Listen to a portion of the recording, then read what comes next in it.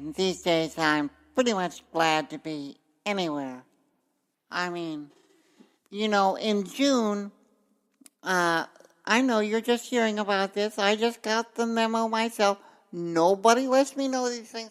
I mean, we're here in August, and I'm just now getting the memo that they reversed the Obama ban on the downloadable plans that allow you to print handguns on a 3D printer. Well, doesn't that suck? I guess they believe that the only good toddler with a gun belongs in what? Well, anyway, a bunch of states decided they're going to sue. But Trump said, good old Trump looking out for the NRA, said, I am looking into 3D printers, 3D plastic guns being sold to the public. Already spoke to the NRA. Doesn't seem to make much sense. Well, of course it doesn't make sense. You're speaking to the NRA. What did you expect? Did you expect common sense? Rationality? No. As far as the NRA is concerned, giving an Uzi to a toddler is a great idea only if they pay for it. Because, let's face it, the NRA is only for guns as long as somebody pays. The minute you start talking about guns that you can print at home using a printer, a 3D printer that you paid a couple $100 for, well, at that point they're against it because, well, it would be free. And anyway, federal court blocked the downloads of the files for now. But fortunately, if you really want to go out and kill somebody, you can buy all the various parts that you need from guns and assemble them at home on your kitchen table to create a ghost gun that has no serial number. And that means that it's untraceable and you'll probably get away with it as long as you wear gloves and this is the important part, you have no idea who the person is that you're killing. Because, statistics show that most people who are killed know their killer. And that's how cops catch you. So if you're going to go killing people, make sure that they're people you don't know. And that's the definition of a serial killer. Somebody who just kills for the fun of it. Well, if you don't know how to build your own gun from parts that you buy online, well, discover Google. How many times do I have to say this? I mean, we know that if you just wanted to make a gun, you could make one, a basic one, from parts that you get at your local hardware store. Don't know how to do that? What was the word? Google. That's right. Well, and as far as the consumer grade of 3D printers, and I'm sure that you could get files from somebody who has them. Consumer grades of 3D printers really make crap guns. So, you really would be better off just making your guns from parts that you buy at the hardware store or online. What you want is a good commercial grade 3D printer if you're going to make guns. Because you see, the consumer grade ones make them that are hard to shoot, hard to aim, and they pretty much self-destruct after a couple of shots. So basically, unless you're willing to use, unless all you want is a gun that requires you jam it into somebody's rib cage before you pull the trigger, and you're not going to kill more than one person, well, then don't bother with the consumer grade 3D printer. Get the good ones. Spend a little money. Don't be such a penny pincher.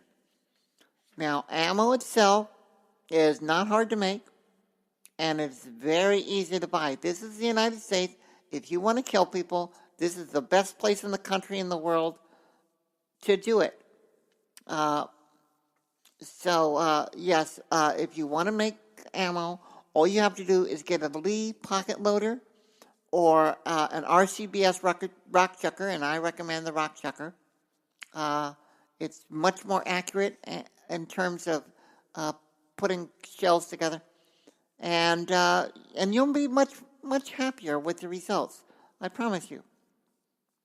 Now the Supreme Court has a guy that's coming up, has been nominated anyway, named Brett Kavanaugh. Now, while he was on the U.S. Court of Appeals for the District of Columbia, well, he ruled against gun regulations in one of the most, he ruled against gun regulations in Washington, D.C., where more people are shot with guns than in any other state. And we certainly wouldn't want to interfere with their right to get their hands on guns and kill people, because this is what America stands for, the Second Amendment. Who cares about freedom of speech and freedom of religion and freedom of the press? Because the only thing that matters is your ability to express yourself with bullets. We've all heard the phrase, "I let my gun do my talking for me." Well, in America, that is pretty much the way things are. Now, when the Republicans rubber stamp Brett Kavanaugh, I won't say confirmation, because it's not a confirmation if it's just a rubber stamp of whatever King Trump wants. Well, he's going to make it easier for the Supreme Court to take up a gun rights case so that he can argue that babies and crazies and corporations all have the right to have private armies and nuclear weapons, because that's what you need. I mean, if you were in grammar school today, I guarantee you would want nuclear weapons, because these kids, every time you see them, they're sneezing, they're coughing, they're bringing disease, they're taking drugs, they're rapists. Some, I assume, are good people. Now, these kids are going to form the first wave. They're going to replace our military. We're going to call them the Goo Goo Brigade. You'll see it in the theater near you. Rated R for Republican. Now, who was it? Brett Kavanaugh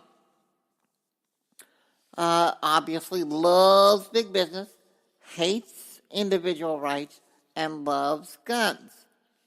And the one reason above all others that he got nominated is that he believes that the president cannot be sued, investigated, impeded, or held accountable in any way, shape, or form as long as that person is president, which means that Congress does not have the right, according to him, to impeach a president. Even though the Constitution says they do, he says the Constitution is wrong about what the Constitution says.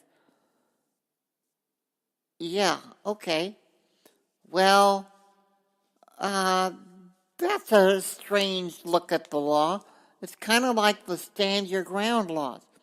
You know, these stand your ground laws, they basically say, for those of you who don't have a clue what they are, they basically say that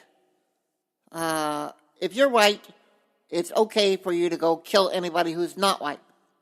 That's what the stand your ground law is. I think that's written in those exact terms, as a matter of fact.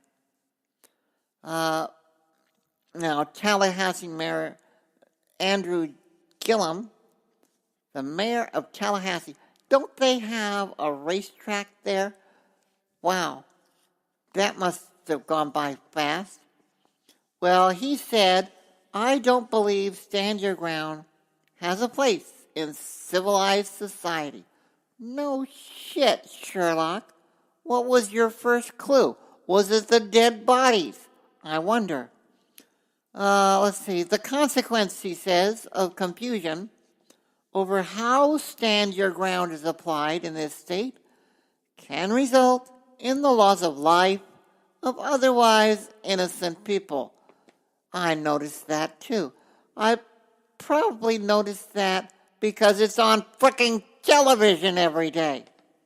Now, the governor of Florida, a guy named Rick Scott, a white man, had nothing to say about getting rid of Stand Your Ground because, well, like I said, Stand Your Ground, it allows him to kill black people. And the mayor of Tallahassee is a black guy. So obviously, we can expect that the governor of Florida, Rick Scott, will soon go to Tallahassee to murder the mayor. I think that much is clear from all the evidence that it is a conspiracy to kill the mayor. But it's okay because in Florida, it's okay to kill black people if you're white. And I guess that would apply to the governor as well.